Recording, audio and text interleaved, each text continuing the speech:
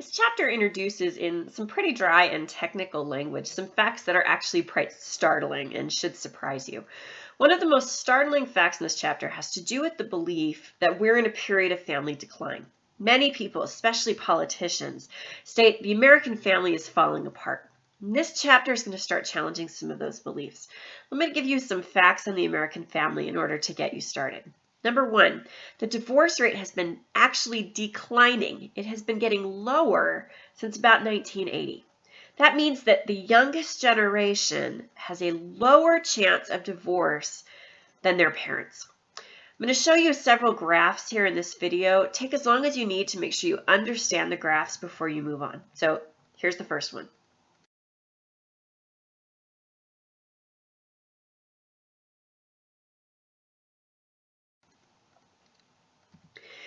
Second, the teen pregnancy rate has basically been declining or getting lower since we started collecting data on the topic somewhere in the 50s. So here's graph number 2.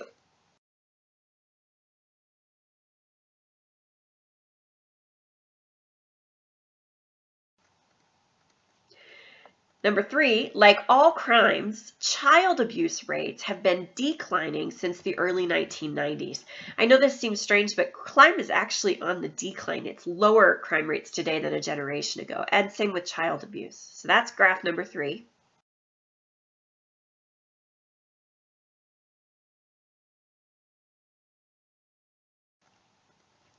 Graph number 4, abortions have basically been declining since they became legal in 1973. Let's take a look at graph number 4.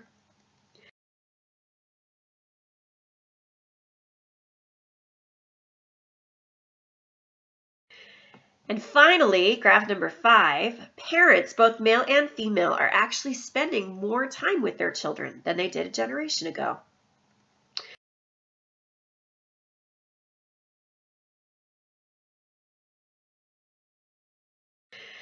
So as we've learned in this module, much of the fear about the decline of the American family is about 30 years out of date. We've improved by then on a lot of dimensions that matter to a lot of people. Of course, that isn't to say that there's still some bad news. For example, although teen pregnancy is down, out of wedlock pregnancies are generally up, although the rate has been stable now for about 5 years. So take a look at this. This is graph number 6.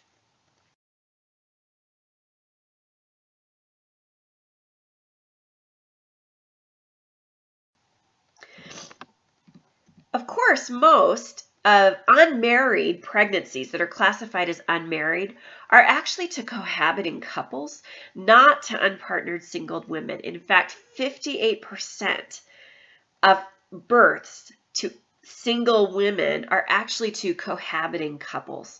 So overall, there's quite a lot of good news about American families in the last 30 years. The question then that should concern us is not why is the American family falling apart, but why do people keep insisting that the American family is falling apart? Who benefits from that belief? Come back and discuss this topic later in the discussion question this week.